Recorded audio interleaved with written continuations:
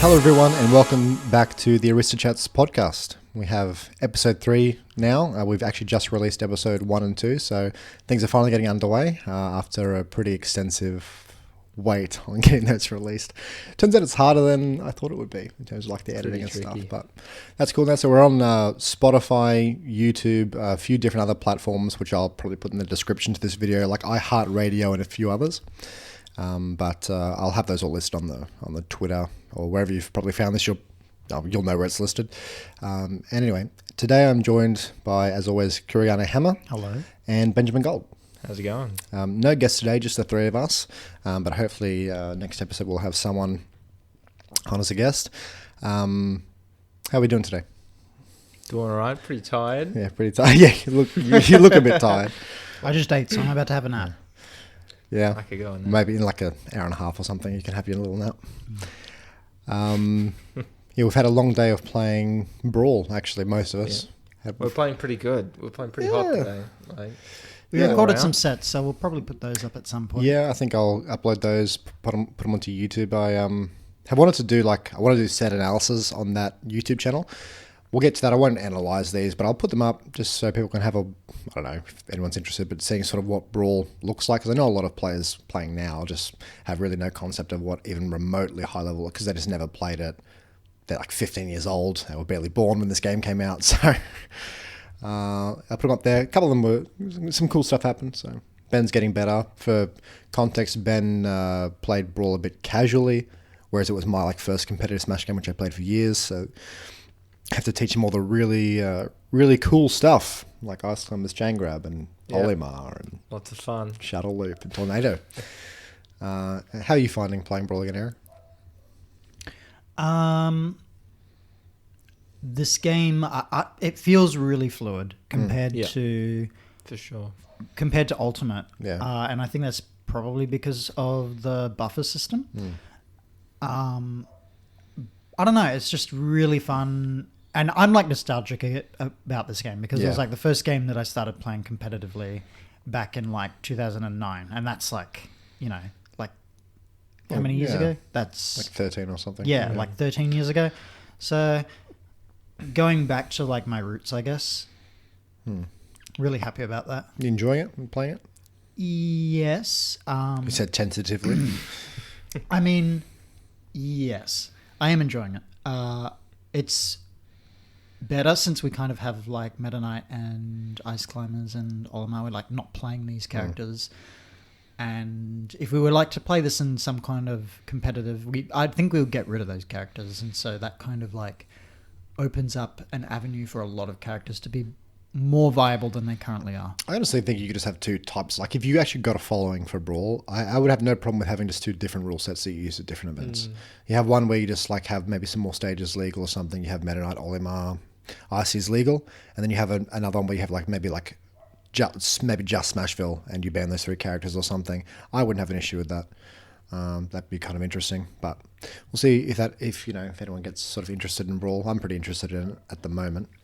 How are you? It has been interesting because I've played Smash 4 competitively and before that just casually.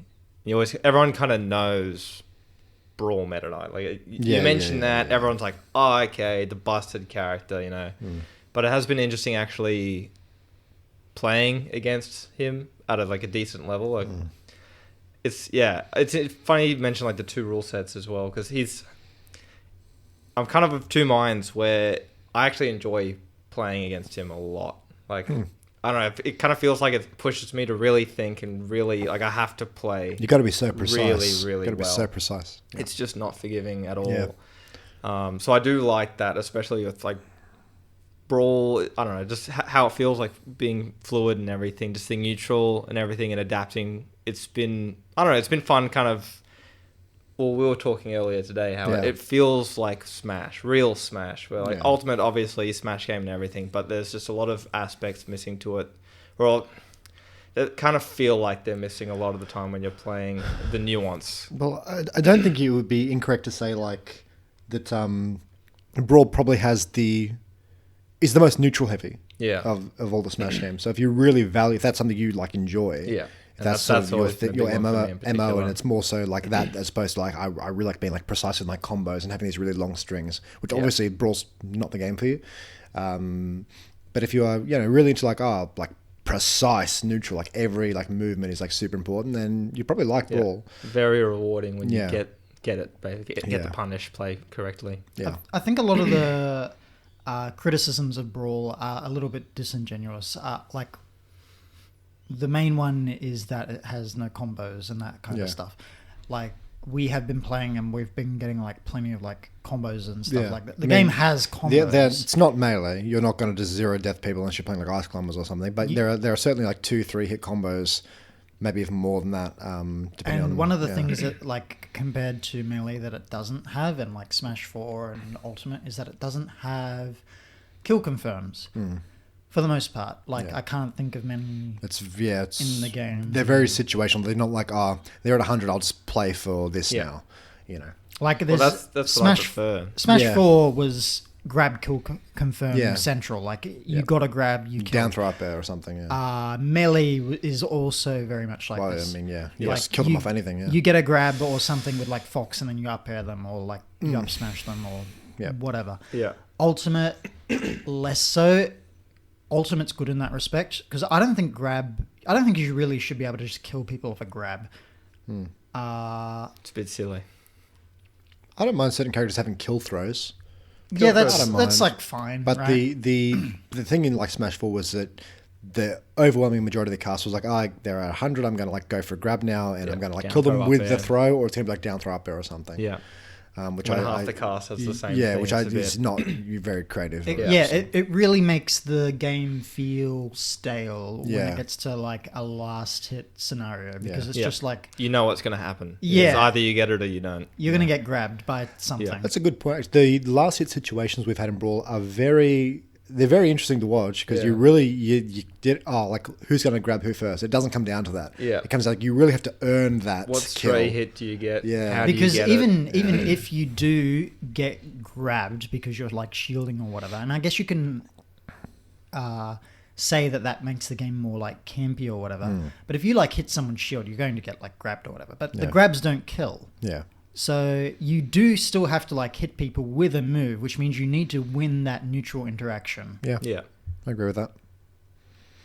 Well, it's kind of like, it's almost like 50-50 after 50-50. Like you have to kind of have 2 or 3 in a row. And then if you get all 3, then you've netted that win. Well, I've always kind of liked, I like having combos here and there, but I really like this element of Brawl where it's, you put someone in disadvantage and that's what it is. They're in disadvantage. You're not hitting them for free. It's like, do I get to now follow your movement and wait for the air dodge or whatever and hit you? Yeah. Or, it was in other Smash games, it's just like, they're in disadvantage, aka they're getting comboed. Yeah. It's like, well, not really in they're just getting hit. He's getting hit. Yeah. And just going to keep getting hit. Whereas in Brawl, it's like, so we started in 50-50, now it's like 70-30. Yeah. And I'm in advantage, so I should keep winning, but it's not guaranteed. It's not free from here. For those who don't know, Brawl air dodges are like 50 frames long.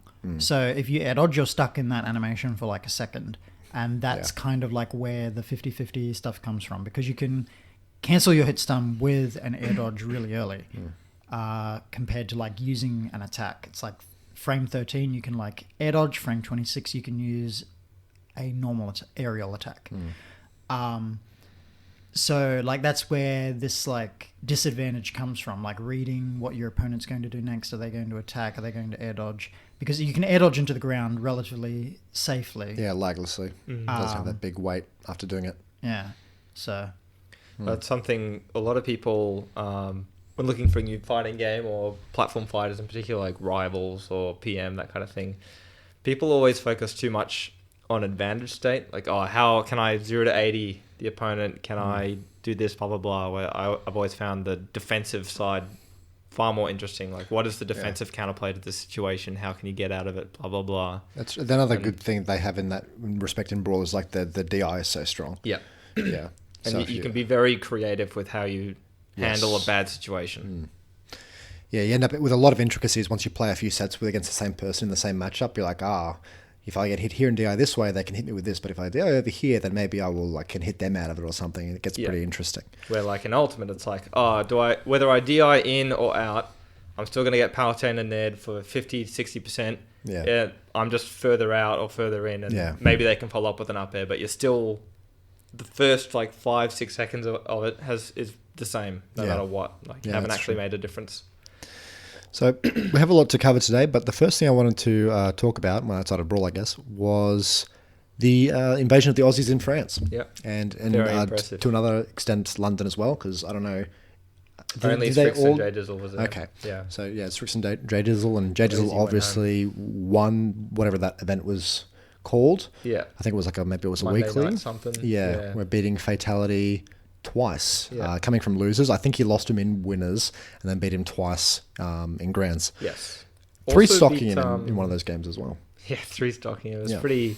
He plays Zetman quite a bit as well, so he does have the experience. Yeah. True. Even despite that, though, Fatality still handled himself really well. It never, even when Jono was dominant in terms of stock count and stuff like that, I feel like in terms of the actual momentum and the pace, control of the game, Jono still never quite had it on lock. Fatality was still. He had lots of opportunities to kind of bring it back. Yeah, you don't really write off a player like Fatality playing that sort of character because the guy can kill you off really good. one read. He's a very good player. But I was obviously super impressed with Jono. I watched the grand final set. I didn't watch the winners set. So I'm curious as to how he lost because he looked pretty dominant. You always thought he was going to win in grands. Yeah. He never looked like he was going to lose, the set. You backed him in to win both sets in grands. Yeah. And I got to say, some of the stuff he was doing was fucking clean. Yeah. Some of the shit he did was really, really nice. I did think he could have been a little bit more aggressive off stage. Yeah.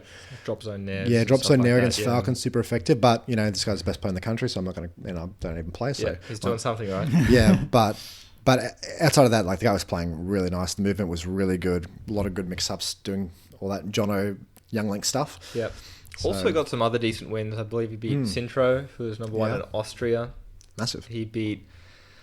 It's either Stores or Scores. I forget exactly. But he's Toon Link from Britain. I think he's technically number 1 in the UK at the moment. Although I would personally consider Pelly to be stronger than him. But in terms of rankings, I think he's actually number 1 in Britain right now. So he did get some other good wins as well, not just Fatality.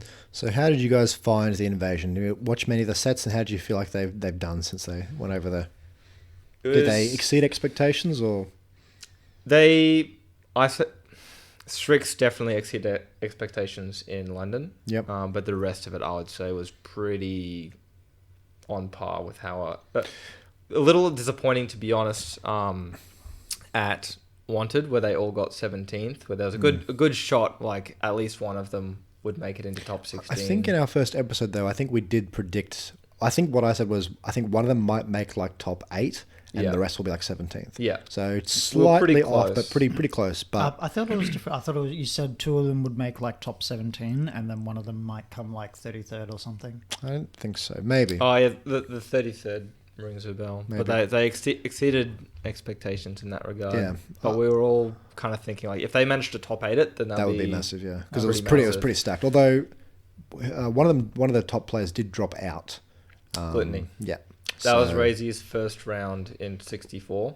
So he got 128. So he got he got a free round into top 64 or 48. It's a pretty decent one to miss. Yeah. Not bad. I feel like 2 of them had to play. Yeah, that does ring a bell. I think Strix might have knocked I don't want to comment or I don't want to remember it incorrectly, but I think one of them did have to play in winners or something like that. But I think that was because Gluttony dropped out. Yeah, right. So yeah, Razy should have lost earlier, but because he got so deep, they had to eliminate each other. Yeah, I mean, the best thing about this for someone who's been playing Smash since Brawl and even watched Australians playing Melee is that these guys are just not getting embarrassed anymore. It just doesn't really happen anymore. No. It's so rare to just have them be raffle stomped. And for anyone who doesn't know, go and look up on YouTube Attila versus Muta King in Brawl. And I think he just gets repeat 3 stocks. He's losing, and this is the slower, more campier game. he's losing these games in like a minute, just getting annihilated. Now, Mute King was like the best brawl player in the world at that point, but no one in the... Like, I think Tibbs did like okay, getting like a stock and half off him or something. But, you know, this was sort of what we were experiencing. It was the same. Like, I remember Luke Adio and Tedeth and maybe Shire going to America and getting brutalized by like their mid-tier players. Like, they had like a snake player called Hall, and they just get romped by even just mid-tiers, and this just doesn't happen anymore, really, for the most part, for our top players. So it's really cool to see that improvement, to be honest. Well, it's interesting even comparing just from the start of Smash 4, even like you and Jace Ghost going over to Genesis, where like you guys making it out of the first set of pools before the second round of pools, everyone was like, wow, they made it through, that's pretty sick. And then you guys all lost like the first round or something, or second round of the second pools. Although I think, to be fair, at that point, you guys did have some pretty, like, they were getting to quite high level. They were in good America. players, yeah. But like 197th out of 2,000 was like, all right, that's pretty solid. You know? Aussie. Yeah, exactly. Yeah. Where just a few months ago, Jono J-Dizzle gets 17th out of 800 or something like that in America. And everyone's like, damn, I really thought he would have done a little bit better than that. I thought he could have beaten Leo. Yeah, exactly, right? Well, that we might have talked about that last time, but very impressive set, very underrated set. So I mean, they're doing, they do fantastically. I think the trip, from my perspective as like a spectator, has been a real success. Good. We're even lucky with DD Seb in Korea at the moment as well. Yeah. Did pretty well as well. Yeah, they won a weekly. Yeah, they established themselves, like they would basically be number 1 and number 2 in South Korea. Yep. South Korea is not particularly strong, but they do have like Linzel and Tanak, who are like, watching them, they were good. I know they do go to Japan every now and then. Kept and Gacked came over. Yes. I really thought Bradley had a good chance of beating at least Kept, but I think they both lost to the Japanese players. Didn't do super well at that like major, whatever it was. Strix did 3-0 Leon though. That's crazy. For me, that is the highlight of the event. Like even after he then went on to beat Chag, who's like top 15, top 20 in the world right now. Crazy win, but for me personally, I think 3-0ing Leon in like he'd probably like top, 12 minutes. Would it be like top 10 or 15 in like all of Europe? Like he'd be up there. I think he's 4th or 5th right now. Was that in France or like all of Europe? Well, that's insane. That's a massive. Yeah. It seems like Australia's like roughly on par with like Europe now, which is really, really crazy. Yeah. Although I think we did mention this on another podcast, but I think even in Smash 4, like at least between us and like Britain, it wasn't too bad. Yeah. Britain, I think Britain was always just a little ahead because they had like Ixis and Aperture, a couple of players. I should have beat Ixis. I might have counterpicked him with Rosalina for some reason.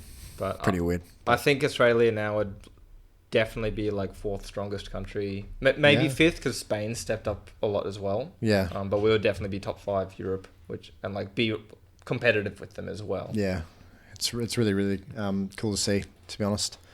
I did want to touch on now that we've patted them on the back and said how well they've done. I had to mention a few of the tweets that we've seen. Oh yeah. So firstly, I'm going to just mention that I'm a big fan of J-Dizzle. Guy's like a monster player, best player in the country. Maria, what are you doing? I'm going to completely leave this in. Well, she doesn't duck. Fantastic. She's almost fallen. She has almost fallen. So we're all wrong as well. Yeah, we placed bets on if she would duck the camera or walk. Well, nobody said she'd vault the lounge. All right, so back on topic on J-Dizzle tweets. All right, now I don't have the actual quote in front of me, but it was something along. So what happened was, for the context, most of you probably know, but J-Dizzle played against, you know the player's name? Ramses, the Shulk from and Space. Right, and he lost this set or these sets, and kind of took to Twitter, and what did he say? Something in the vein of, it sucks to go, halfway across the country or across the, the world, and lose a -2 matchup to people who like play the matchup all the time or something. Yeah, because Super Semi is in the Netherlands as well. Yeah, probably the best link in the world. Yeah. Now, before I go into my little tirade about it, how did you guys feel about that? I definitely understand the frustration. Yeah, that's true. For sure.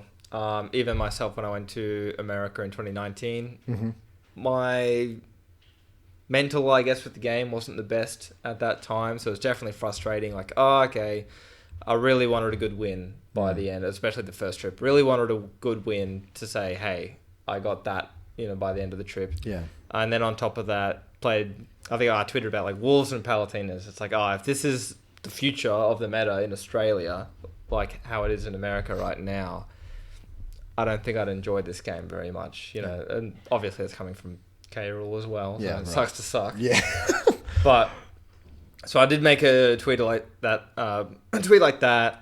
and I think even in one set, I didn't hold myself how I should, I guess, in a competitive setting. I didn't have a tantrum or anything, but I was just very clearly, like, pretty pissed. But I tried to keep it to myself. But I think going on Twitter and making a remark like that, even if it's like, it's at the end of the day, it's a salt tweet. Yeah. And you want to avoid doing those at all costs, especially when you're representing your country on an international level. Just after getting recognition as well. Like if you've gotten a huge win and get lots of followers or something like that, and the first tweet you see is that, I guess. Yeah. Like, I definitely understand it, but it's a bit iffy, I think, to make. I think we've talked about, like, Smash etiquette. We mentioned that, and we touched on this whole topic in, like, the first episode of the podcast. Mm-hmm. The things that people do when they, like, lose really should be, like, cleaned up. Yeah. Like, the salt tweets and stuff like this, or go into, like, your little Discord pages and just, ranting all this stuff. Yeah. It's really embarrassing, to be honest. Yeah. And we should have grown out of this by now. Yeah. Like, you lose to someone, getting on there and, like, just complaining about a matchup or whatever, unless you have, like, a genuine grievance about, like, maybe the event was run or something. Yeah. But even then, like, it's just, we're trying to be, like, more professional here. Yeah. And make, esports, like, a bigger deal and all this stuff. You can't be, like, it's not a great look. Yeah. And I get that J-Dizzle he's, like, a little bit salty. He's lost a set. He thinks the matchup's hard. He's frustrated. He's travelled and he thinks he should do better. And quite frankly, it was bad luck. Yeah. Like, of all the players to get, you get those two. Yeah. But that's the nature of competition. Well, yeah, then we get to the other thing. So first we understand totally where J-Dizzle is coming from, but then we think, well, let's take it, like, literally for a second. So you don't get to play one of your, like, lower tier characters or mid tier or even, like, low, high tier, wherever you want to put Young Link. Yeah. And then complain about mashups, okay? Yeah. This is dated. So if you're going to play a character that's not, like, top 5 or something, get over it. Yeah. Nobody cares. No one cares. The player who beat you does not care that you think the matchup is bad. Yeah. No one cares. It doesn't make you look any better. If you lose and then go, oh, well, my character's bad, no one cares. Well, you're saying, like, they're, like, low tier mains are complete cowards. Yeah. They always hide. We were having a discussion about this where, like, you play Ganondorf or something in Brawl, and then when you get to you beat someone and you go, oh man, you're dog shit. I beat you with Ganon, man. You are shit house. And then they lose and it's like, it doesn't count. Doesn't count. Nice. I'm playing Ganon. You beat a +3 matchup. I'm like, it's really, really cringe. Secondly, I mean, when you think about it, you're eventually going to get to that point anyway. If you keep winning, you're eventually going to find someone who has matchup experience. Well, that's the thing. Like, if I use this example when I was talking to someone else about it, but if I go to Victoria and lose to someone, I don't get to just go, oh, well, you play against J-Dizzle, so it doesn't count that you beat me. It's like, yeah, I'm playing against someone who knows how to play the matchup and is doing what they should be doing. So I'm going to make an excuse about this or something. It's like, am I salty that they're playing correctly? It seems really odd. And it's, I'm coming off a little harsh on him here, but I'm not really. I think also immediately discounting the matchup to be -2 or whatever is a bit perhaps disingenuous. The reason this was a little cringe is because the next set, the guy loses to a Young Link. Yeah. Yeah. And then someone brought this up. And then they say, like, oh, but, like, they play each other all the time. And it's like, well, if they play each other all the time and they're of equal skill and then they go back and forth, and it's probably closer to even rather than -2. This is exactly the situation that happened on Twitter. So someone's like, oh, they show the bracket image saying that he lost the next set. And John says, like, oh, nice, they play each other all the time. And I'm like, okay. That doesn't help. Well, he just like beat him in this massive tournament. So what literally I don't think that makes the point that you think it makes. But yeah, I just wanted to touch on that. I think that I'm not trying to target Jono here because everyone does this. Everyone does this. Yeah. And the salt tweeting thing should like just stop. Stop doing it. Yeah. It's very childish. Log off Twitter. I want to salt tweet. Delete your account. If you want to do it, That's no make good. an account that nobody knows. Like you're just some anonymous random person Yeah. that nobody like, has 0 followers, and then just tweet it into the void. And nobody will ever see it. Yeah. And you say, God, X is so carried. They are so. Have you seen how bad they are? And you have 0 likes, 0 retweets. Nobody sees it, and you get to vent. I should do this. Yeah, you should do it.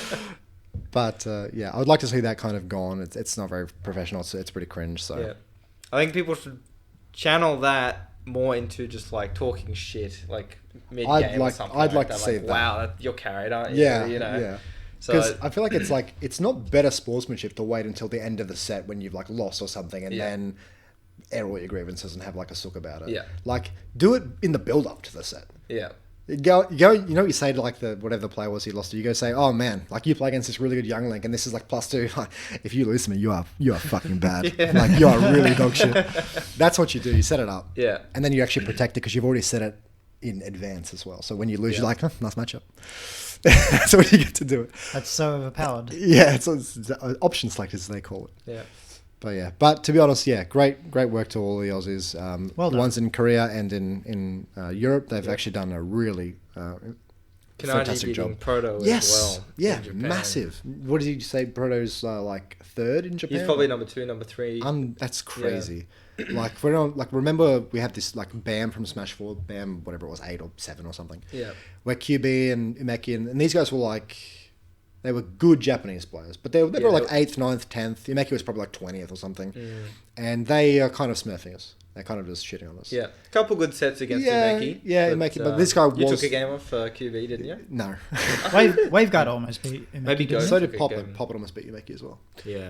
That would have been a good one to watch. But he was like 20th or something. You know, Yeah, he was not like a nothing top crazy. tier. And Proto's like 3rd, 2nd or something in Japan. That is insane for the 1st or 2nd strongest region in the world. And then Kanaji, who's like, I don't know where he's ranked in Australia, but to be like beating that guy, that's cracked. Incredible. That's cracked. Even if he was number 1 in Australia and Yeah. beat that guy, that would, Yeah. you know. I'm also going to take a moment there to vindicate myself. So none of you will know this. I went to a Smash Ultimate tournament like, I don't know, 2 years ago, 3 years ago, whatever. One of the few ones I went to. And I was playing in a crew battle. And we had these there's a whole bunch of crews, like all these 3-player crews. And I was with Duon and Aero playing in a crew battle. And I got up against Kanaji. And I always thought to be like, I wasn't playing much Ultimate, but everyone kind of thought that I was still like, he's probably pretty good, right? Yeah. So I'm playing this guy, we're playing Young Link, Snake. It's pretty even, and then on the last stock, he kind of janks me like back throw forward air, run off forward air, spikes me, and I die. And I look around, and Kanaji's like, I don't know, 12 or something. He's like an actual Very just young. tiny child. And I look around, and Aero and Jason are looking at me, they're like, wow, you're bad. You've just lost. This guy's like an actual child, and you're just losing. You're just embarrassing. And I'm just like, this kid is like cracked. You must see this. Like eye test. This guy's like, give it a couple of years. This guy's going to be just smurfing on all of you. This guy's insane. And they're like, you let everybody down. You just let everybody down. And they like kind of meant it as well, like low key. They thought I'm like just like shit. This guy's like a prodigy, man. Yeah. This guy's a complete monster freak of nature. So shout outs to him on that.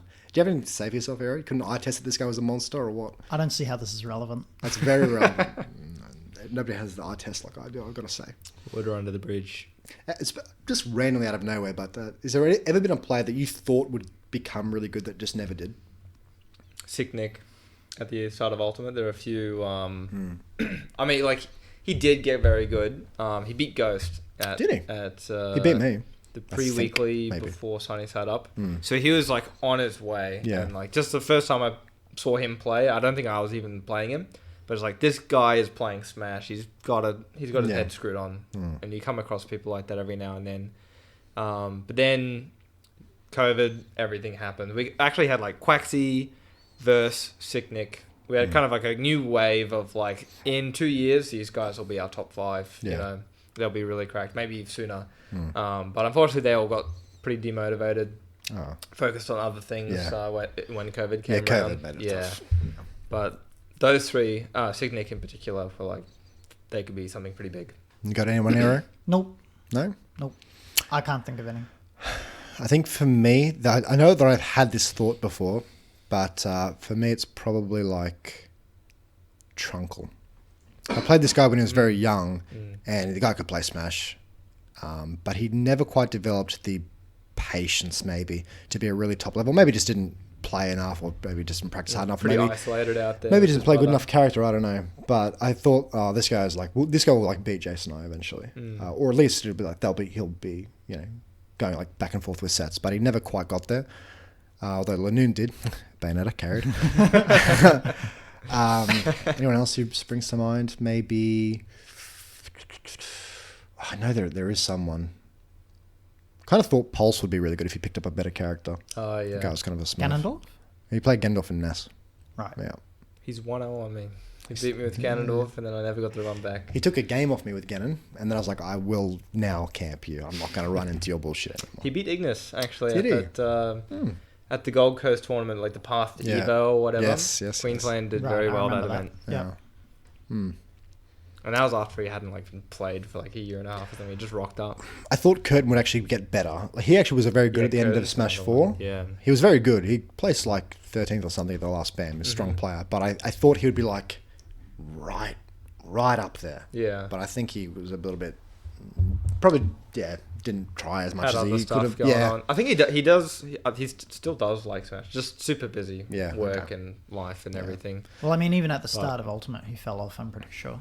Yeah, he'd already, like, by the end of Smash 4, he'd already stopped playing. Yeah, basically. Like, I can't remember his, like, focusing on other stuff. Gus was better than him Yeah. at that point. Yeah. Gus was actually turned out to be really good. Gus was really good. Yeah, at Smash 4 at the end of it. So, moving on to something a little bit more topical. Elegant pissed on somebody. So, As you do. As you do, yeah. We've all been there.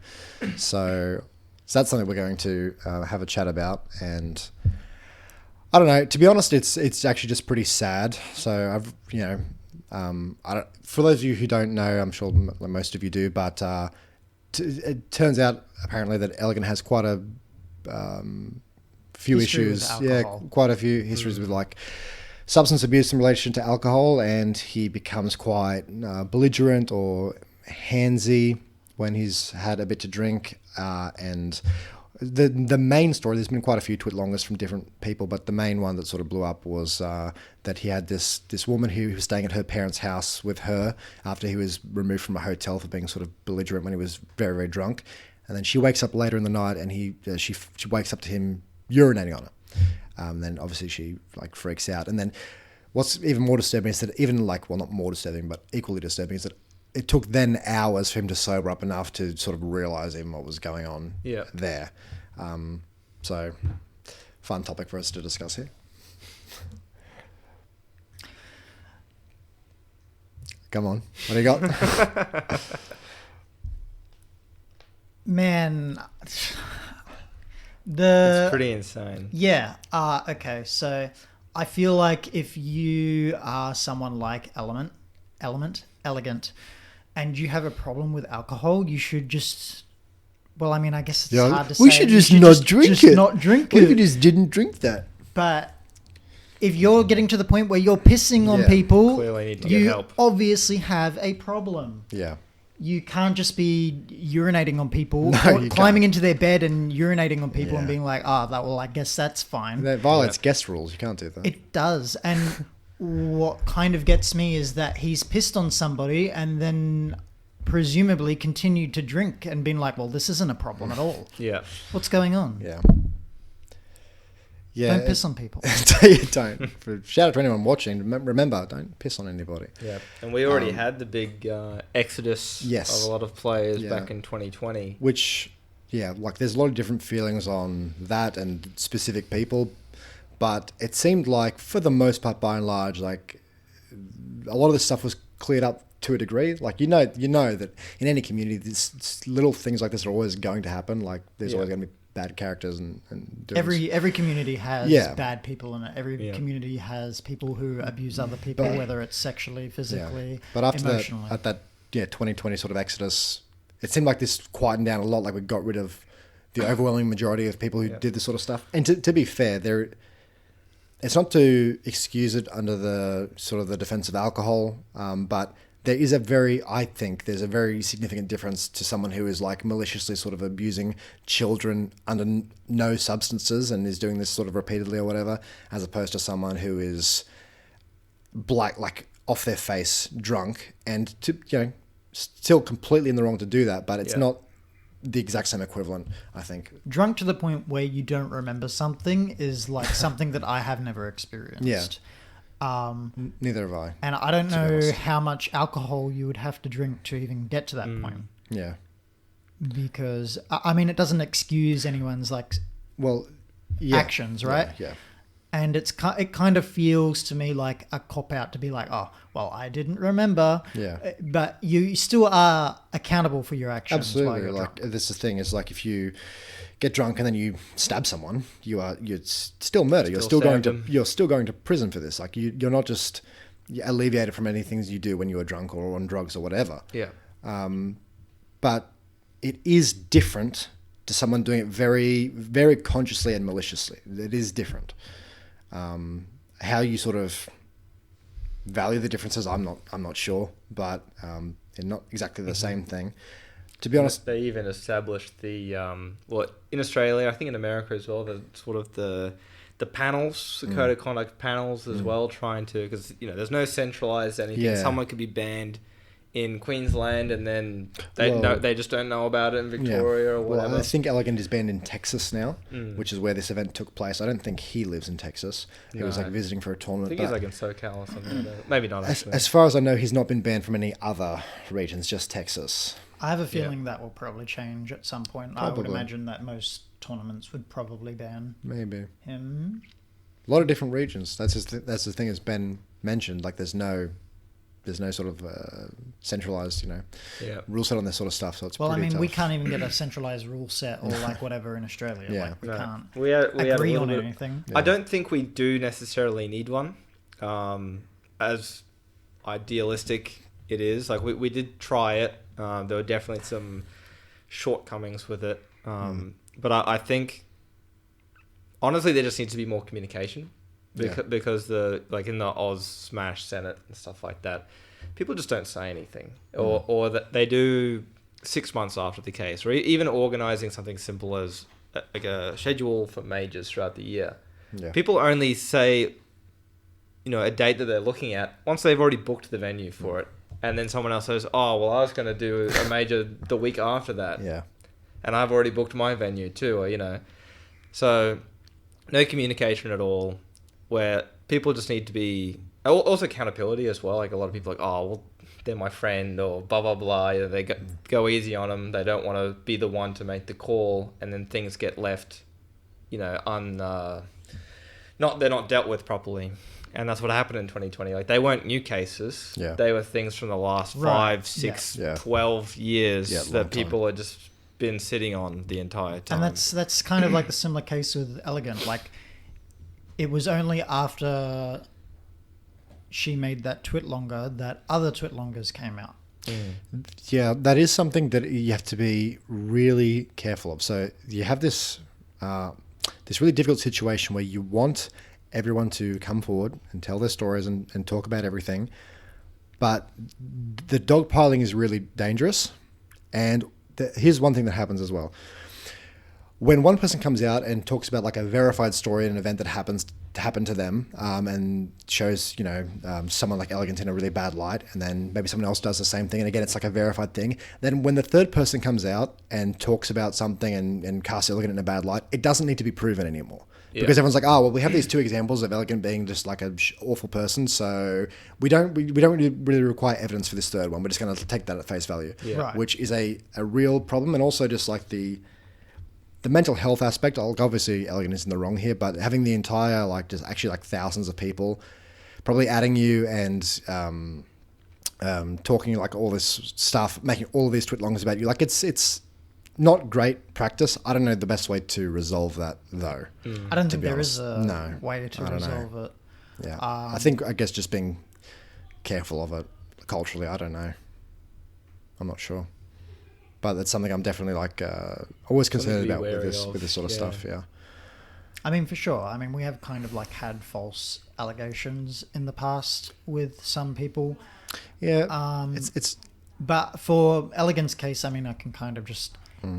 I think you could probably take these three on face value and be like, well, very similar situation in all three of these. Yeah. Probably true. Even if the third one like is a lie or whatever, it's like, all right, well, the first two still happened. He's gone. He's banned. Yeah.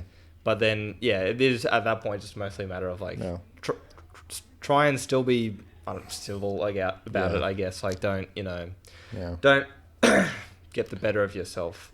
Yeah. Over the, well, everyone. over the Let's be honest. Everyone loves to do this in these sort of situations. Like the dogpiling. It's like it almost seems to be like just like a human behavior that we do. We sort of like dogpile on people and compound things like this, which is something that it's not a positive. Let's put it that way. It's not a good thing. It's not even like to be clear, I'm not doubting anyone specifically in the Elegant case. It's the overarching element of like even not individual situations. It's like someone comes out with a tweet longer and it's like, oh man, Elegant's like he was just like rude to me this time or something. Like stuff that is not even relevant, or like I found him weird, and it's like this is not something that we need to know. This is irrelevant. And back in sort of 2020, when all this big player exodus was happening, there was a lot of stuff like this. Yeah. Like amongst all the really important, like relevant stuff and accusations that were, true and all this sort of stuff, there was a bunch of people just being like, ZeRo's just, I think he's a jerk. He wouldn't sign my controller or something. It's like, this is not, get this off. Yeah. This is not the right place. This is just not in the same realm as like what he's currently being accused of. But they use it as like, equivalent like stuff. It should be the same, but it's not. It's weird. Yeah. Another thing that happened a lot, even in Australia as well, is there would be individuals that should be banned or have been problematic or were not punished enough the first time around. They're let back, and then people are still uncomfortable with them, including the victim. But instead of just saying, "All right, it was handled incorrectly the first time. We'll handle it correctly now and ban them," or whatever decision they want to make, they pressured the victim or victims to reignite the debate. All right, put out your side of the story up on Twitter, and then this sensationalism will let us just ban them. Right. And it's like, oh, okay, well now you've just like thrown them out under the bus, get all the negative attention. Like you already know their side of the story. You're the one who has the real power in the situation of, in the community. You don't need them to make a public statement on Twitter or anything like that to do what you think is the right thing to do. And it put them in a very unfair position. Yeah, that's a tough one. At the end of the day, like, community heads have the ability to ban people whenever they want. Yeah. Because they're private events. Smash tournaments are private events. There's no law that says that you have to be welcoming to everyone. They could quite literally just say, I don't like you. Literally. You cannot go to my literally event. Say that. Yeah. Whether it's... Whether you get, whether you should do that from the or community not, or whatever. not, Yeah. like, but they can do that. Yeah. So they don't need, people to... You don't need to be kick like... up a fuss or, Yeah, you don't need to be to the victim's art. You need to go and say everything that happened to you on Twitter before we can ban this person. You don't need to do that. Yeah. But when you have the evidence, at least, right? Yeah. Because if you don't have the evidence, then it's kind of like really hard to do anything. Well, it's not, because you literally, as you said, you can still just ban them. Well, that's the thing, and it's you mean kind like of morally. Yeah, it's like kind of weird because they have like the power to just kick someone out of the community, and then they're kind of like in like a constant like state of flux where they won't do it because they like don't have evidence, but they would just really like to. I don't know. Yeah. I don't know if that is making any sense at all. I understand. I wish people would just do it because that's what they want to do. Yeah. And that's what everyone else kind of wants to do. Yeah. Don't put someone in a very awkward position to do what you can just do if you want them gone. So let me ask you this. In this situation with the evidence you have, if it was all up to you personally, what would you be doing with Element? You got me doing that. With Elegant in regards to the Smash scene. Pretty free ban. banning, Yeah. like permanently or what? I prefer, Indefinite. indefinite, yeah, because it's like, well, there's two minds where it's like, on the one hand, it's like, all right, we don't have to go through the same process that like a court would, the law would, it's like, all right, you have your shot, you're a weirdo, you're gone, it's a privilege to be in the community, not all right, or, Right. whatever. Yeah. So you can just go down that route, but if you really wanted, you can just hold a little like indefinite ban. It would take a hell of a lot for me to ever look at this case again, but 10 years down the line or however long, and you've been to therapy this whole time and you have like professional certification, whatever, and the victim says they're okay with it, they believe they're different, then it's like, okay, under all these circumstances, you could potentially look at it depending on the context of the case and whatever. But I think just as a general rule of thumb, like it depends on severity, what it is, but I think in most cases you could definitely say bad luck. What about you, Aaron? The culture that Smash and like society has with alcohol is, I think, not very good in general. So I think it's like kind of like harsh for Elegant, because he's obviously one of these people who doesn't take alcohol very well, and he shouldn't really be drinking at all. But like, as I said earlier, that doesn't excuse your actions. I would say like definitely like indefinite ban. A lot of people, I know that a lot of people aren't comfortable around Elegant anyway. I've heard not great stories that obviously don't really have any evidence, but when you're hearing all of these like stories from different people who don't know each other, then you probably can like put it all together and be like, well, that's, if you've got 50 people saying Elegant did like this and it all kind of matches up, then he probably did, right? So I don't think it's a great loss if he's gone. Okay. Do you think differently? The topic of banning people, I find it's very grey for me. Yeah. Like obviously there are things people can do where they should just no longer be welcome at tournaments and in the community, and that's totally fine. Where that initially begins or how permanent it is, that's what I don't know. Yeah. Like, because you do get people just saying like, well, I want to be right in this situation. Yeah. I want to be like the knight in shining armor, Right. protector of all, whatever. And then that can end up with rash decisions, that aren't necessarily fair for a given situation. Well, it's also like, and before we go into the topic of like prisons and stuff, I feel like rehabilitation is more important than retribution. Yeah. However, prevention is probably more important than both. Yeah. I don't know. If this guy was like, say, if he was banned for a year and they say you have to go and get like help for your alcohol issues, you go to therapy or whatever, and he comes back, he's been out of the scene for a year, he says, these are my like receipts, you can see I've been to therapy, I haven't missed a session or whatever. Like, it would be very hard for me to then say, no, you still can't come back. So I don't know. And I feel like, Very tricky. not knowing where that line is actually like kind of shitty, because it's saying you're gone, see you later. Yeah. I'll tell you where the problem with that is. Well, there's numerous problems. That even if you say like, 3 years, you need to go to therapy, you need to get off alcohol, drugs, whatever. And then after those 3 years, he comes back, he is off alcohol, he is off drugs, the victim has forgiven him. And then you try and reintroduce him into the Smash scene. You're still going to have people who are like, Elegant, ew. Yeah. You know what I mean? And it'll be like public outrage. And then, because I do remember a case like this happening. They banned someone for a year. They tried to introduce him back into the community. There was a massive backlash. And then they rebanned him. DJ Architect, maybe? Maybe. I know of that story. I can remember that. Or it was someone bad. Yeah. Wait, there was the Mexican guy. Yes. Hugo. Hyuga, right? No, Hugo. Apparently they're like very popular in Mexico, like all the Mexican players. Like I think he's not banned there. Right. Yeah, it still goes to.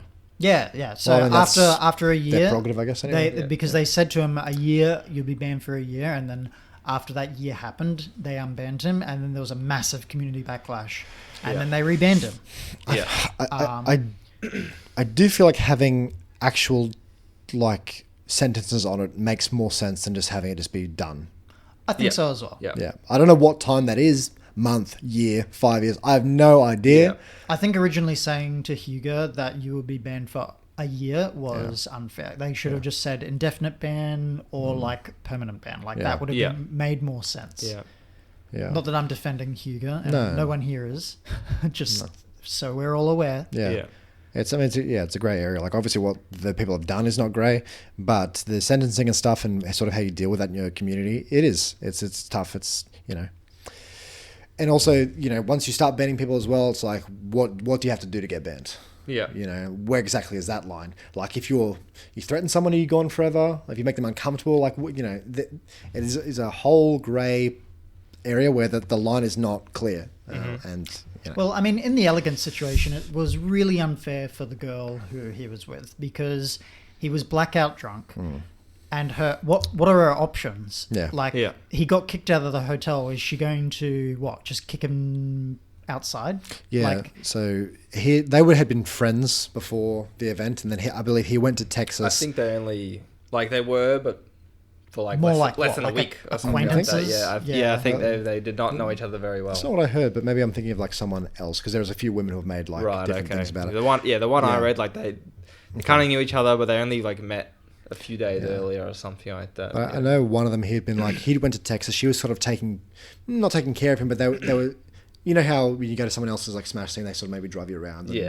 So she was kind of handling him in that capacity, and then she was sort of with her friends and her crowd. He went back to a hotel, was a massive problem. The Smash player said he can't stay here. She then, which was really great of her, went and got him and brought him back to her place and her parents' place, and then he pissed.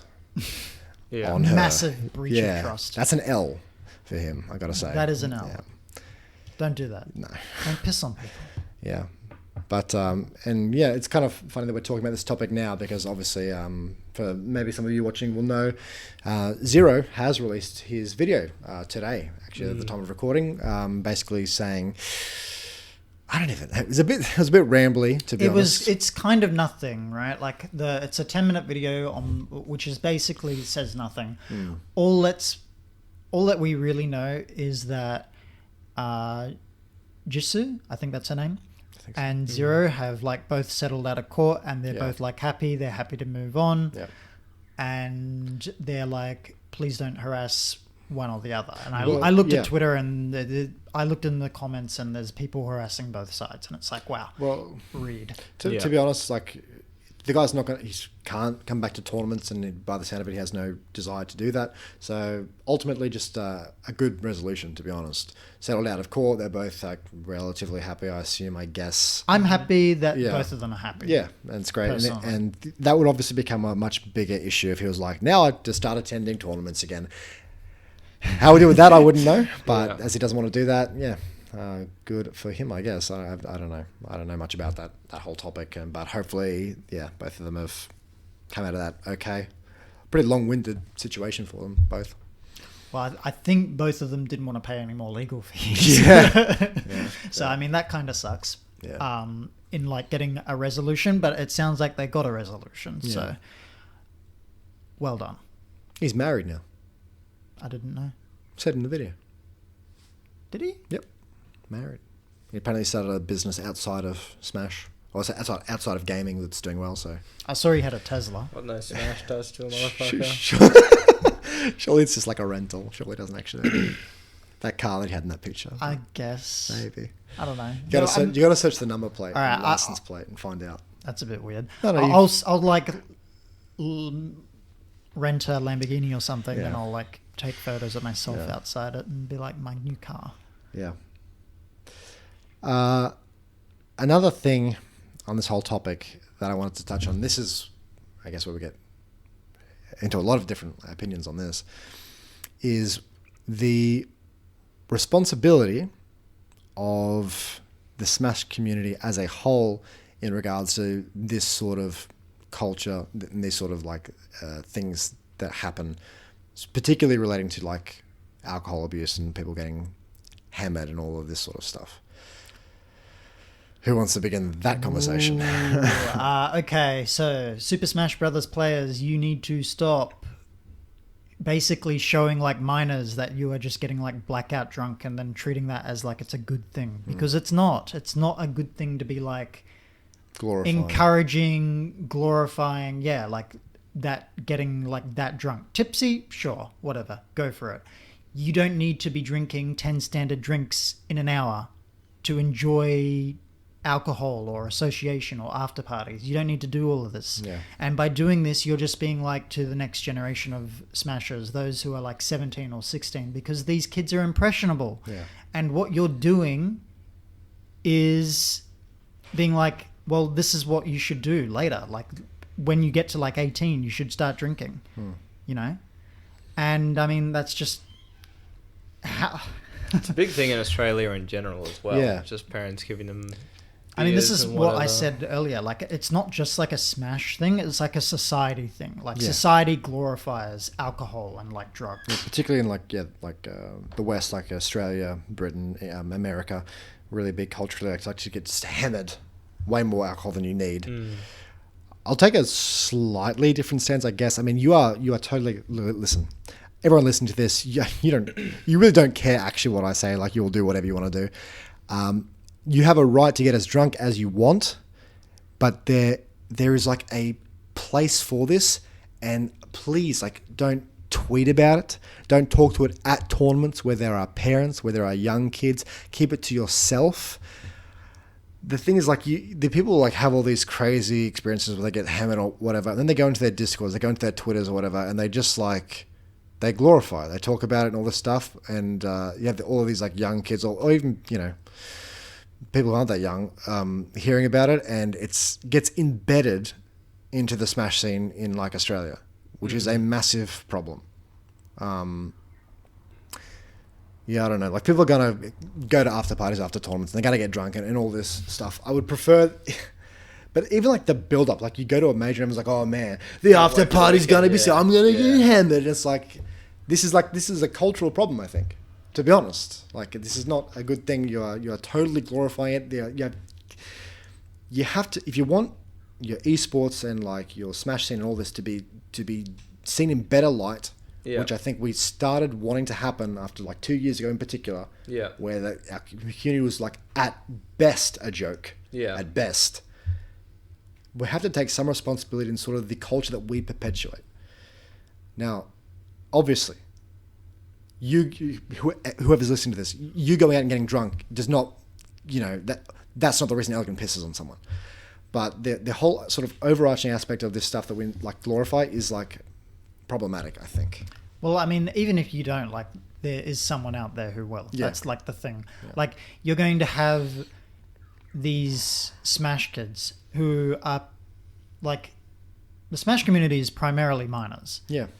How many of those are going to get addicted to alcohol? I don't know. It's just not even like appropriate to be, not even around like a bunch of drunk people, but even people like discussing all that. I feel like it's time and a place. Yeah. To be honest. Out of curiosity, have you guys had any interactions that around like drunk Smash players that made you like maybe uncomfortable or like threatening or weird for you at all? I can't say I've ever experienced it personally. Must be the only ones. Yeah. Not really myself, but I haven't really gone to many like after parties or anything like that. Yeah. I've only been to a few and I didn't have any problems. And I think Australia is usually pretty good with this kind of stuff. But perhaps I just haven't seen all of it. I'm not sure. Yeah, it's tough. I mean, like, there are definitely some scenes that go completely off, but getting like hammered is not inherently like that bad a thing. Like, it doesn't mean that they're misbehaving when they're drunk, but obviously those after parties do go completely off.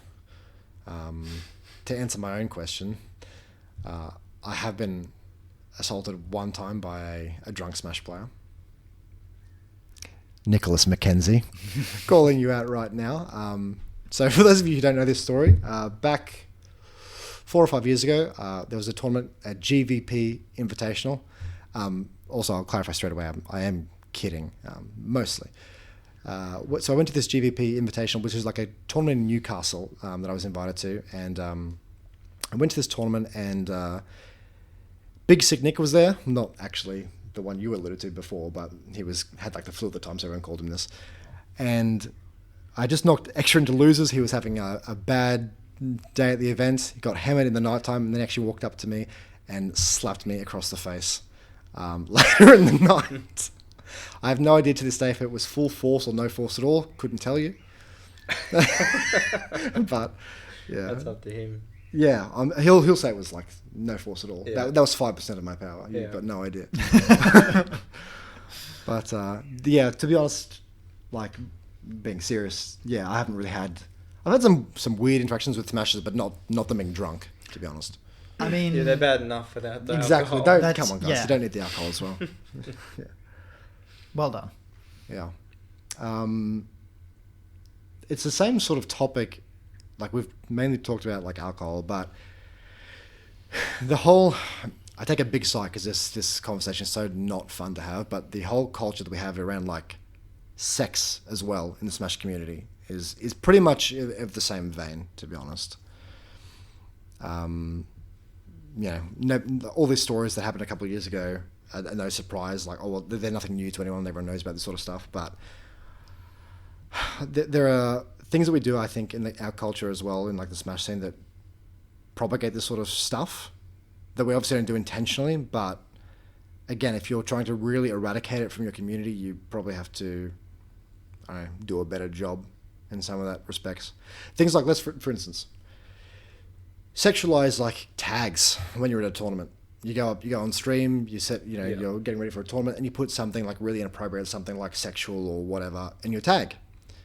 That's something that can be straight away cleared up. That is not appropriate. That shouldn't be happening at like... Yeah, you don't want to be like saying that over the mic No. in a big venue. People's parents there, You don't want it seen on the front page of Twitch either. No. And you don't want all of the parents who are at the event with their kid to see that. You don't want the kids to see it. Yeah. And it's this sort of stuff, this immaturity that we haven't like gotten rid of yet, and because people don't like see the crossover. Obviously, it's not the same thing as actually going and assaulting somebody, but there is these cultural problems that we have that haven't been fixed yet. There's been like a small subset of people who have been, how do you say, kind of just putting the first letter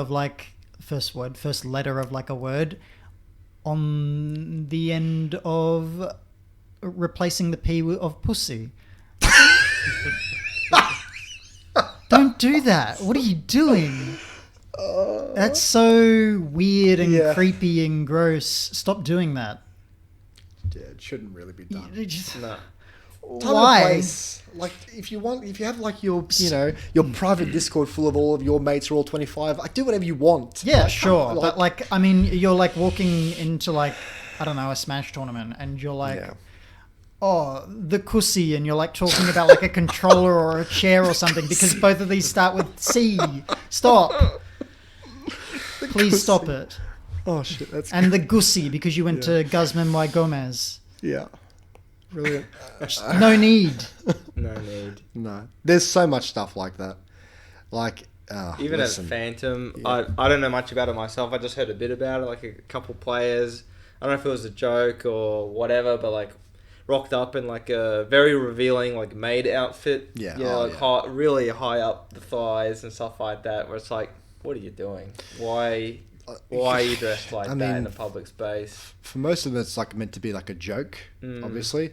But even then, like there are situations and settings where you make this sort of jokes, and there are settings where you don't. Yeah. And actively like at a tournament is Yeah. not. It's not. That's not the setting. Yeah. That's not the setting. Get this out of here, man. Yeah. Like, what are we still doing this for? This is ridiculous. Like some of the stuff. Like even as like I remember. Some of the, like, we've gotten a lot better in this respect, but some of the language that was used when I was like 13 at Brawl Really bad, tournaments, by the way. awful. We're not going to repeat it here. No, like it's that bad. Like really, really not good. And cultural stuff and like the tags they would use and the things people would scream and stuff. And we've toned that back hugely since then, which is great. But I don't know if we're fully... I think it's hypocritical in a sense as well, because there are so many situations where people can act how they want, say what they want so inappropriately, so disgustingly, but just because it's not a slur or whatever, like they care so much about slurs, like, oh, it's so damaging, blah, blah, blah, you know, be that as it may, they then immediately don't care about any other kind of conduct. Right.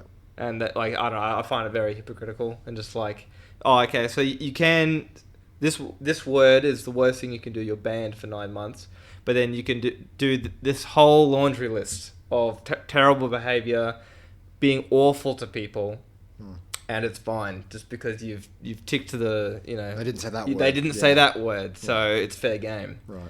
The hentai controllers and hoodies, they need to go as well.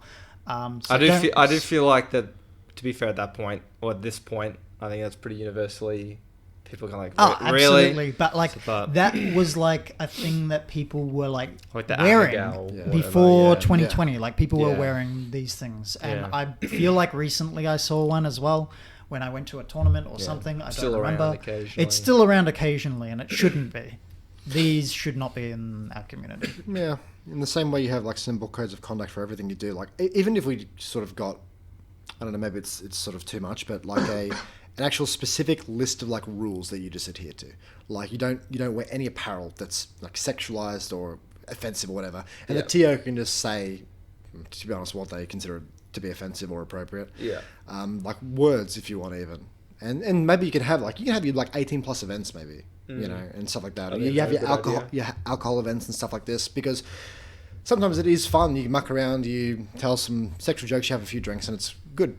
But for by and large, most of your tournaments, like this shit has zero place. And as again, like if that doesn't like make sense to you, think of it like trying to improve the Smash scene's actual standing. Because if you want it to be like more professional, you want there to be more money in it, more sponsors, stuff like this. That's got to go. That's got to go. Like it can't be here. You'll never get to the place you want to be while this is here. Straight up. I think. And they wonder why Nintendo wants nothing. Yeah, it's like, man, Nintendo would let us host events. Like, man, Nintendo is shit. It's like because you make clowns of yourself. Now I'm ranting. I'm really ranting. But, and look, this isn't about everybody, you know. And everyone's done something. Like God. If you remember me at Smash Tournaments, man, I used to swear more than literally everyone else in the event combined. I'm far from the gold standard. I know that much. Yeah, so I'm not trying to point the fingers at everyone else. It's a collective look at things that we can all like do, I guess, to sort of improve the community. But I think just finally, I just want to like mention, because we keep like saying like the number 18 because it's like 18's like the magic number, but the difference between like a 17-year-old and an 18-year-old, there is not much difference here. It's not like you turned 18 and now you're suddenly able to deal with sexual topics, with alcohol, with drugs. It's not like you turned 18 and so now you can deal with these things, because you can't. That's not how that works. I'll go further than this. I'll say that if you're 25, this still doesn't make like a Smash tournament the appropriate setting for that sort of content. Age is almost, it's actually arbitrary. Like you are not going to a tournament to participate in that sort of stuff. You're going there to compete and play a video game. Yeah, that's what you're there for. Time and place. Yeah. So you're right. Like what you said is spot on. But even further to like, even if everyone there is 18, unless you like have a thing saying, hey, we're actually like going to be inappropriate on purpose at this event. Rock up if you want. Then don't do it, regardless of who's there. Because if you have a 30-year-old Smash player who's rocking up, they shouldn't be subjected to shit either if they want it. Because people find it like awkward or uncomfortable, and that's totally fair enough. Mm-hmm. And it's not the appropriate place for it.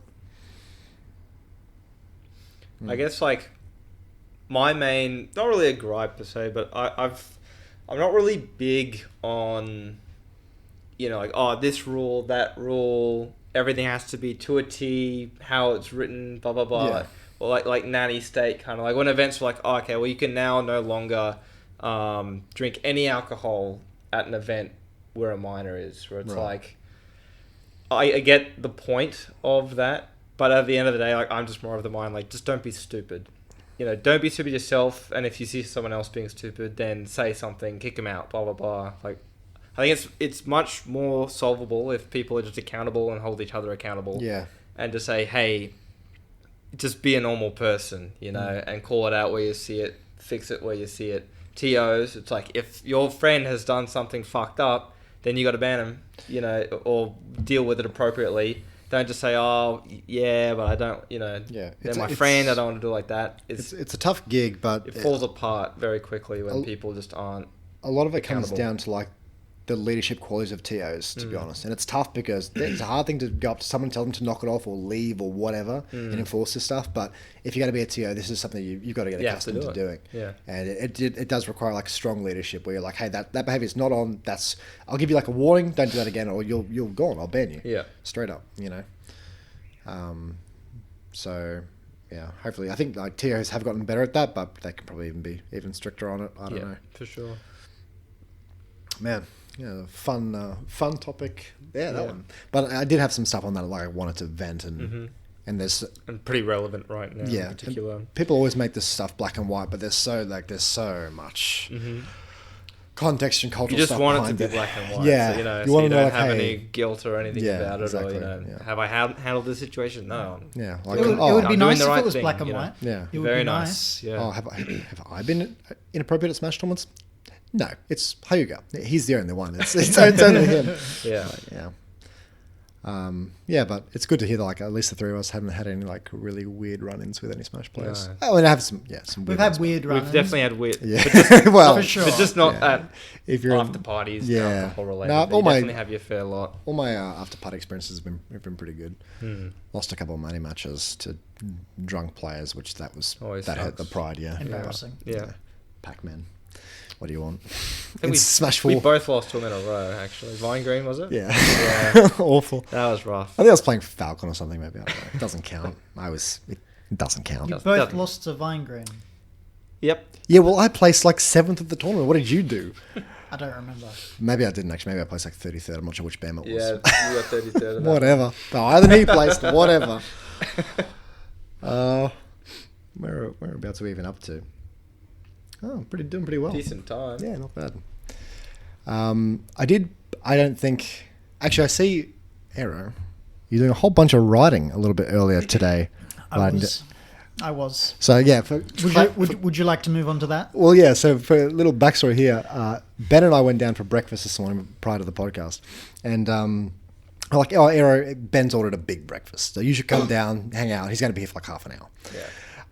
Aero's like, no, I'm writing. I'm like, I was writing. really? I'm like, what are you writing? He's like, no, it's for the podcast. I'm like, All right. that's awesome, man. But what are you writing? Doesn't tell me anything. So I've literally got no clue what is on this immense, massive, like notepad looking thing that's got Several over pages here. long, it looks Huge, like. yeah. What do you got framed out, guy? Well, I kind of wanted to talk about Sakurai's YouTube channel that he launched like 2 weeks ago. It's been popping off. Popping off? It has been Half a popping million off. subscribers. Ooh. I did see that he has like 5 or 6 videos on like developing video games and I guess like good design. You can maybe see no where controversy this is here. going. You can maybe see where this is going. When this channel was released, I saw a lot of tweets from a lot of people being like, wow, so good of Sakurai to bless us with his game I didn't know development what word you were gonna knowledge. say. Yeah. So I made a list. Okay. Before you go into that list, can I tell you one story about Sakurai that always makes me laugh? Go for it. This was years ago. I think you might have been a culprit in this, but there was a few people who were culprits. I remember watching some like E3 event or something that was showing something about Smash or doing some display of Smash. And Sakurai was playing against someone, and I think he was playing Ganondorf or some really low-tier character in whatever game he was playing. And he's getting smurfed on or something by whoever he's playing against, and then he comes out of nowhere and he like lands like a 3-hit combo and kills the guy. And everyone's telling me, dude, Sakurai's like good at Smash. And I'm like, no. Hey, I test. No, he's not. And they're like, no. He's actually just like sandbagging. People legit thought this. Like, this guy's sandbagging. Look what he does here. Look at this combo. And I'm like, bro, like a broken clock is right once at that. So like, this guy's dog shit. This guy, like 50-year-old, whatever the hell he is, no hands. This guy cannot. No. Hey, Money match me. Maybe he's good for his age. Money match me, Sakurai, right now. $100, life savings. I don't care. Money match me. Any Smash game of your choosing. You can pick my character. I don't care. I just found that hysterical. Watching this guy play, like, actually a whole group of people telling me, like, he's actually really good. Like, he's genuinely, like, do you see this combo? This 2-hit, like, down air forward smash and brawl or something? I'm like, yeah, stupid. What do you got on your list? All right, so here's my list. That's a long list. Oh my, what? Jesus. It's a very big list. For those of you who without a camera, it's a big list. It's popping off. What is this? This is my list of really well-designed mechanics or things in Super Smash Brothers. Oh, I thought it was your list of grubs you have with Jason. Could be that That's too. just down the bottom. Yeah. Do I read this or what? Well, I think I can read it quickly. Okay. All right, There are like 100 Wait, things so hang on that list. So your list of grubs with Smash design? Yes. Okay. All right, starting from 64. All right. Oh, 64, that's good if that's deliberate. Rest, Sing, Pikachu, Luigi Dash Attack, Kirby Up Tilt, Smash, Samus Down B. All right, I don't know much about 64, so I don't have many things They here. all sound Could have about fooled right to me. Samus Down B is pretty atrocious.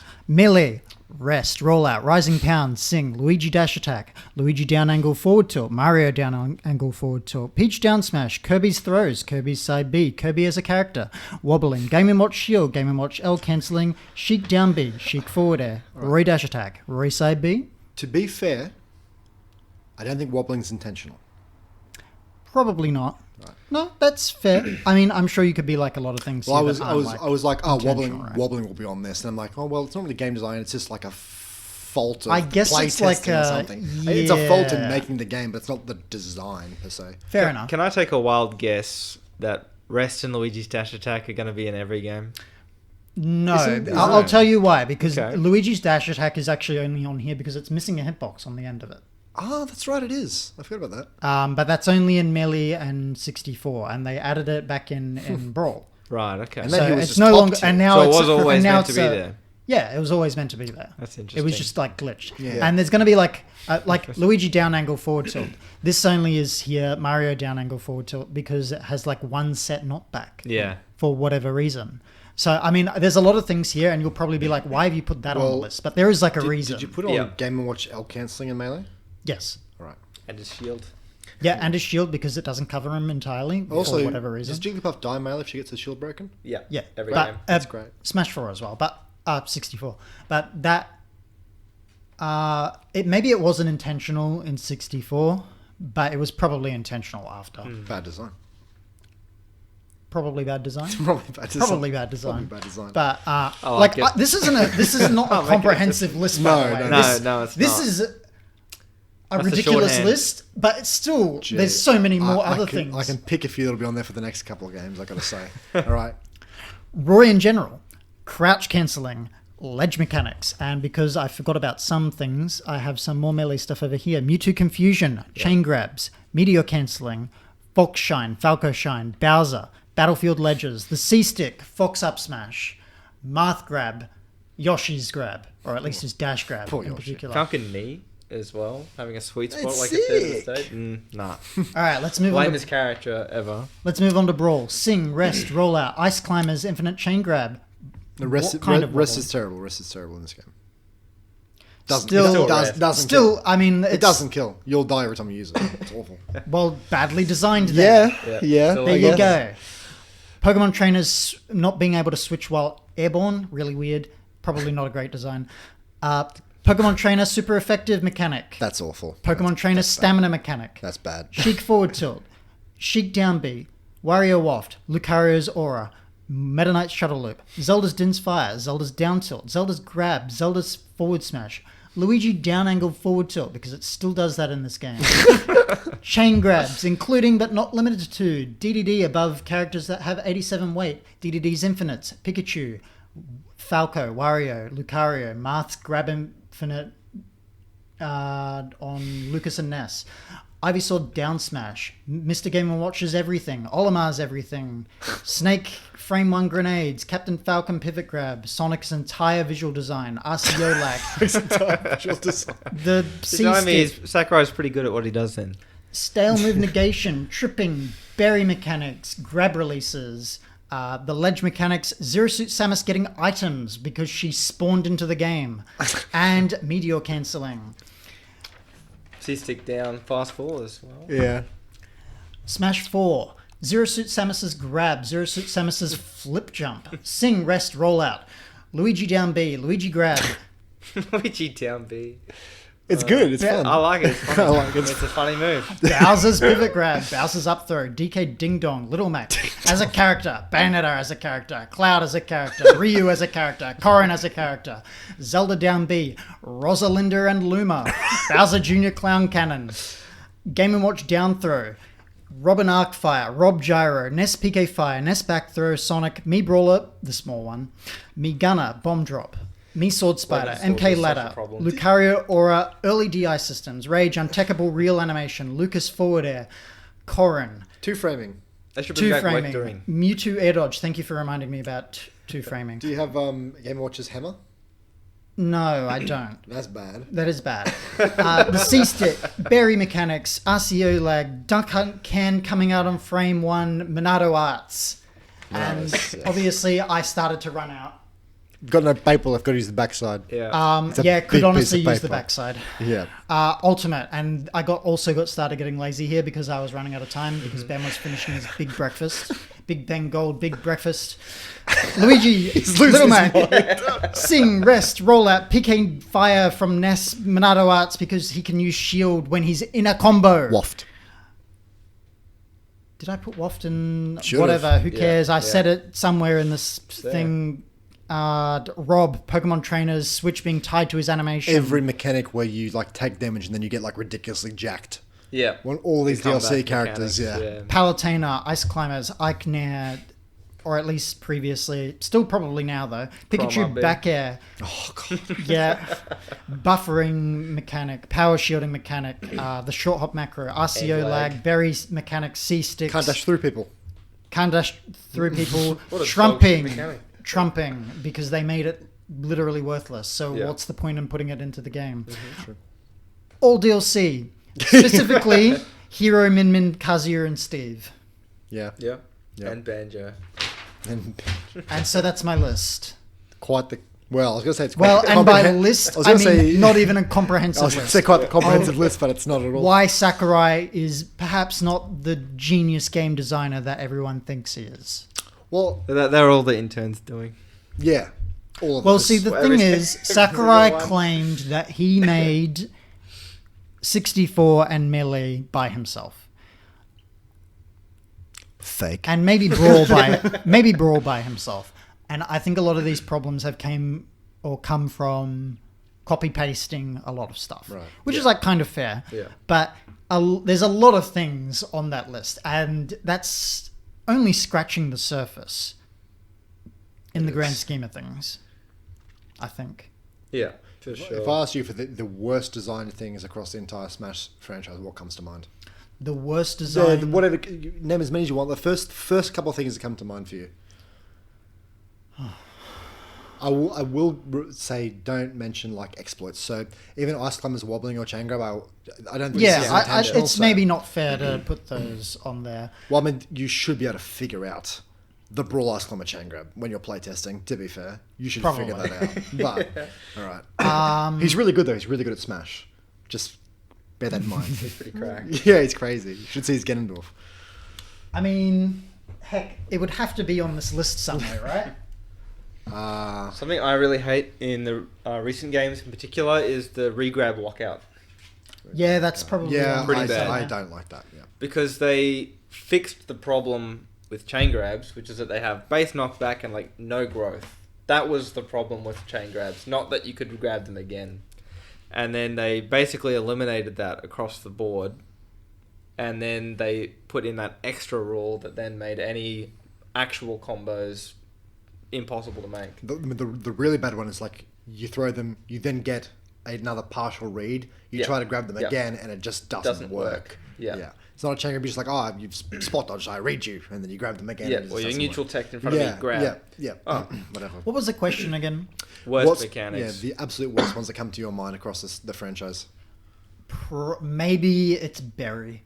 I Yeah, I don't like Barry. I don't think Berry is a very good mechanic at all. And I think that No. you're just making people mash for the sake of mashing. If you want to make this like a thing, just have it so that it's just like set, right? Yeah, should be an automatic timer that scales with damage or something Yeah, like yeah. that. Like, I don't think you should be forced to destroy your controller just because of this. You could maybe argue this for like SDI, but I think SDI is like a significantly healthier mechanic than, say, I burying. feel like it adds more to the game, like Yeah. more skill expression. There's skill expression, whereas burying it's unga just... bunga on your controller to get out faster. Will you die? Dunno. Maybe. Maybe they might hit me with the up as I come out. I don't know. Maybe. Yeah. Really bad mechanic. There's no sense of timing on that either. Like there's really No. because you have no idea when they're going to pop out. Like Yeah. it's really So That said, I do think SDI is in the worst state. Like, obviously, it's the worst it's ever been in terms Yeah. of Effectiveness. it's but I think it's also the worst it's ever been in terms of, like, I have to do this in some situations, but there's kind of no mix-up. There's no reward for being really good at it. It's just like, oh, okay, I have to do it. It doesn't do all that much. It kind of, like... Yeah. It's not rewarding anymore. It doesn't feel, at least for me. No, but it doesn't. But it's still required in some situations, like Shotos and stuff like that. They made a lot of... they actually put like a lot of caveats to SDI in Ultimate that I really appreciate. Things like making it so that every like however many hits, your SDI becomes 1.15 times stronger, so that you can't get like locked into infinites, and like after like 10 hits or whatever, you can start to SDI up. That's good. Yeah. These are like really actually like Smart. really smart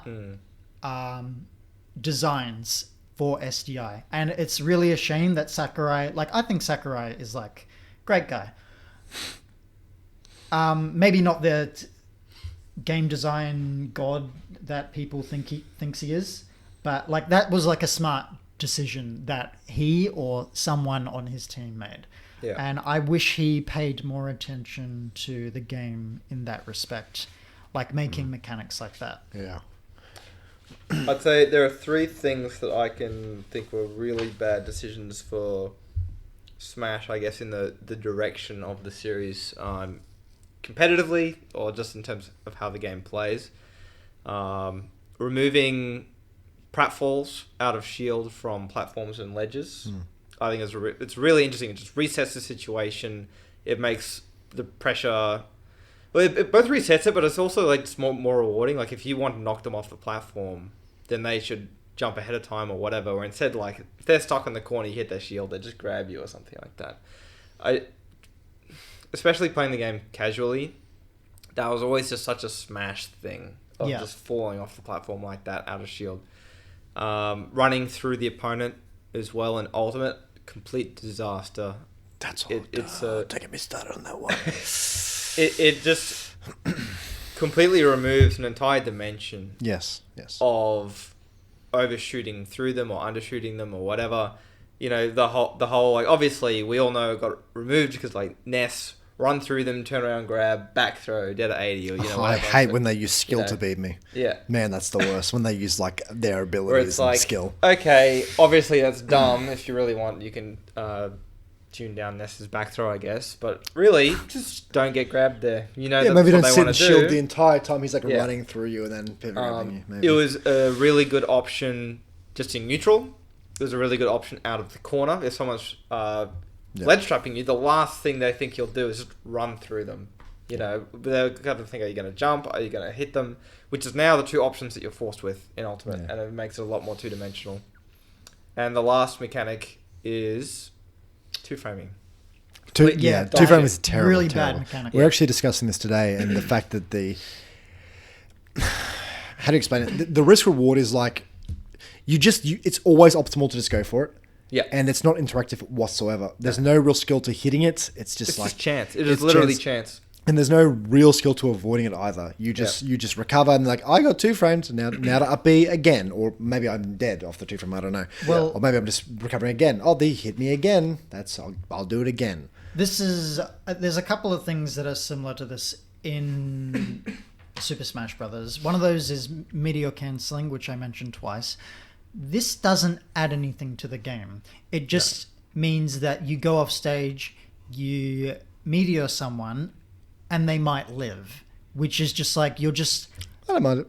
no, because you're lessening off-stage interactions. Yeah, but maybe I shouldn't die for Spike at 0. Maybe you shouldn't get hit by the spike. Yeah, but isn't your whole argument risk reward? Why should I die because I've been hit by a down air at 0? Because they've gone off stage to down air you.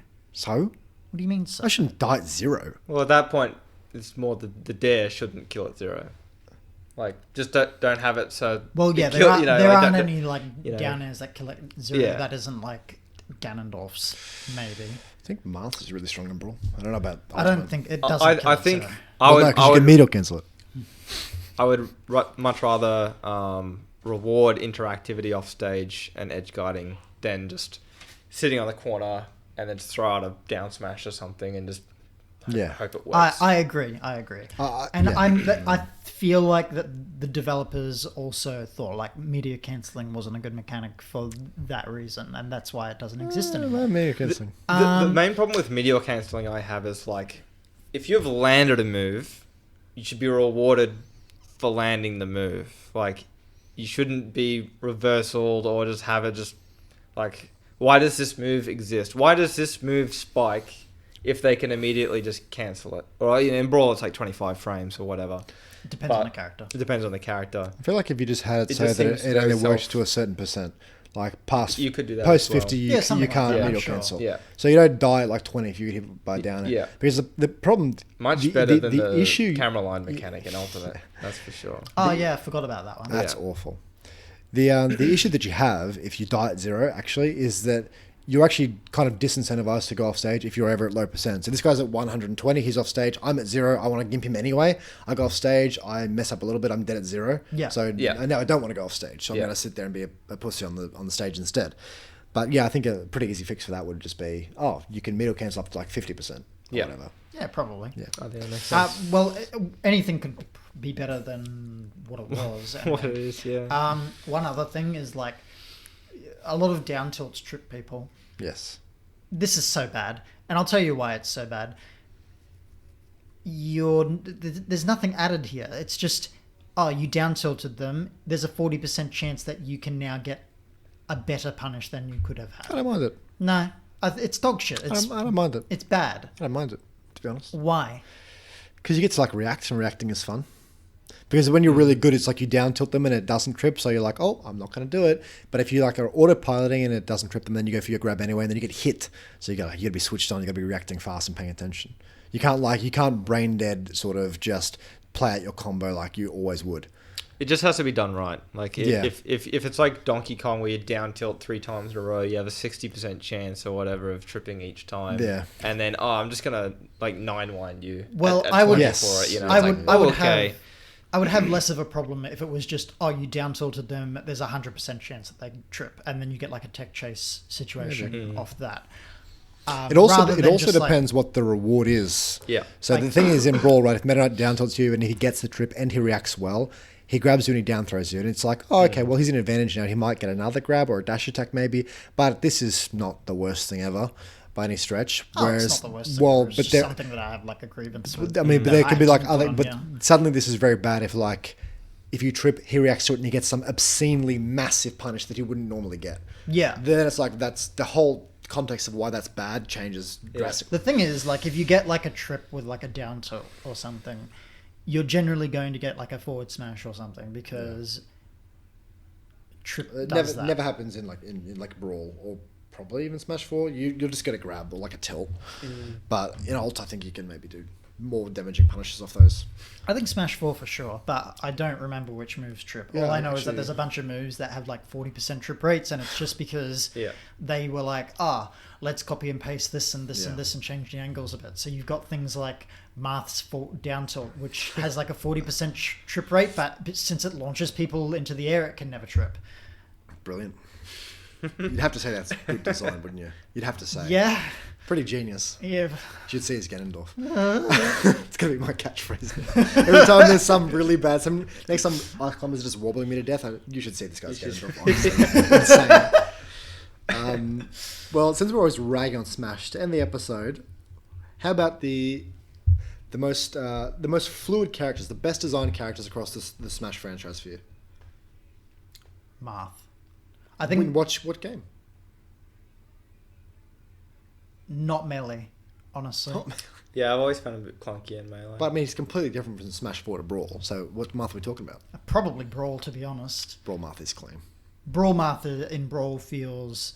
Very fluid. Really fluid. I feel like they increase the landing lag or something in future games, and that's maybe why he feels less fluid in... Didn't he double forward in the other games? No. No. I mean, that's probably half the reason. Yeah, I think he just has more end lag on aerials. Something, yeah, maybe. Mostly. Something to do with Melee. I think it's just Melee's base engine, which makes him feel not very fluid as well. But I think overall, Marth is probably one of the best designed Smash characters of all time. Yeah, he's up there for sure. And you've been enjoying the Falco? Falco, okay. Yeah. I don't think Falco's not even that badly designed. No, he's not. In Brawl. He's quite punishing if you muck up, because he's very easily gimped and he's pretty easy to combo. He doesn't break combos that well. His neutral is viciously oppressive. We're talking about in Brawl here, if anyone who doesn't know. But in terms of the movement, he feels very fluid. Everything connects really well. His combo game is intuitive. Everything feels really nice. So that's more so than how balanced they are.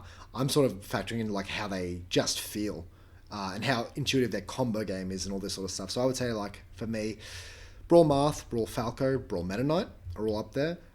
Smash 4 Sheik. Yeah. Mario. Even Brawl Sheik feels Mario, really nice to play. Yeah, she does. What else? Cloud. Yeah, I really like Cloud. Yeah, Cloud's. Smash 4 Falcon actually is just gorgeous. Just feels so nice to play. Dash grab you, Arrow, and dash grab you right now. Run through side B. Yes, the sneaky run through. Which, by the way, Perth renamed. They thought they made this up. The run through side B in Smash 4. They called it the Perth side B or the sneaky Perth or whatever. The sneaky one was our one, the Queenslanders. We invented this. We had 19,000 Falcon players in Queensland. It was a miserable existence. The Falcon Yoshi Nest. Should know the mashup, shouldn't you? And we called it the sneaky run through. The sneaky run through. Yeah, and it's a better name than the Perth or whatever. Yeah. Shit. The Perth. Yeah. For alt, nothing. No character feels good. No character. None of them feel fluid. They all feel character. blocky or something. I don't know. Yeah, it's really weird. Melee. Mithra feels fluid. Falco again. I really like Melee. Samus in Melee. Yep. Definitely flawed. Smash 4 Donkey Kong as well. Yeah, I Smash think 4, it's a it really does, good it does. feeling character. He looks fluid in Ultimate, actually. Donkey Kong. Actually, yeah. I think Donkey Kong is probably one of the best in Ultimate. It's funny because I've always Bowser as well. One of the characters I enjoy playing against in Ultimate is DK. Even if I'm winning or losing, I'm enjoying this. Yeah. For the most part. It's probably because he doesn't really have any DLC moves, and he runs around. Yeah, he runs around. He runs back and forth, and he's spacing back air. Yeah, cool spacing guy. That's Smash. Yeah. I'm trying to think of any others Melee. Actually, this is crazy. I imagine Brawl, 64 Kirby. Pikachu is probably a pretty good. Brawl Pit is actually really fluid. Feels a lot better than in Smash 4 for me personally. Feels really nice. And Brawl. What characters in Brawl? Oh, Brawl Wolf is actually really nice too. Yeah, I've been enjoying him a lot. Yeah. Really good. Smash 4 Fox. Very nice. Good. Up tilt ledge. Perfect pivot makes him feel like way better as well. Yeah. But always, you see a Scarfelt or someone like that playing with him, really pushing the movement of that character. Yeah. I really do like how Ultimate Wolf feels, even though I don't really play him anymore. Yeah. I could never enjoy him just because it. Well, you played Brawl, because the thing is, Brawl actually just swapped the functions of forward air and back air. So Brawl Wolf back air is actually just what Brawl Alt Wolf forward air does. Yeah, yeah. And then the forward air and the back air are like different as The well. worst part is they're halfway across the stage. I'm trying to forward smash them, and it's just not working. It's just not hitting them. I'm just not going I just a quarter don't of the get it. stage. Also, you ahead. can't Dacus, which is just a really great feeling mechanic. And bring back Dacus actually. If you're like removing movement options or just options in general, like unless they are personality unless and they are whatever, you know, straight like- up like just really toxic for the Yeah, game. Like, why are you getting rid of them? Yeah. Why can't I run through people? Why can't I like pivot grabbings are like gone because of this basically? Yeah. Because Why can't I Dacus? You know. they need to add exciting mechanics such as the buffering mechanic. That is exciting. Well, buffer. I like that one. I might buffer the game off. Is what I might buffer actually. Well, that'll just about wrap us up for today. Yeah. Pretty interesting couple of topics there. Hopefully not. I'm glad we finished on a brighter note after that. Really, really fun talking about all like the sexual misconduct and all the alcoholism rampant in the Smash community. But thanks for joining us, and hopefully we'll be back with another episode for you very shortly. And maybe a guest. Ooh, who will it be? I wonder. If you have any ideas, feel free to tweet at us or get in contact with us. If there's any topics Maybe ever. you can get on the show. Yeah, maybe. If you're lucky. Yeah, please, we need guests, please. We'll pay you. But yeah, please give us a follow if you can. Follow us on Spotify, Twitter, all these places. I don't know where all of our stuff is. YouTube, subscribe there maybe. Yeah, drop us a somewhere. like or something, comment. Just tell us that you like us and what we're doing. That'd be really make us feel really good as people, I'm sure. But until then, signing off, everyone. Have a great day. Bye bye. See ya.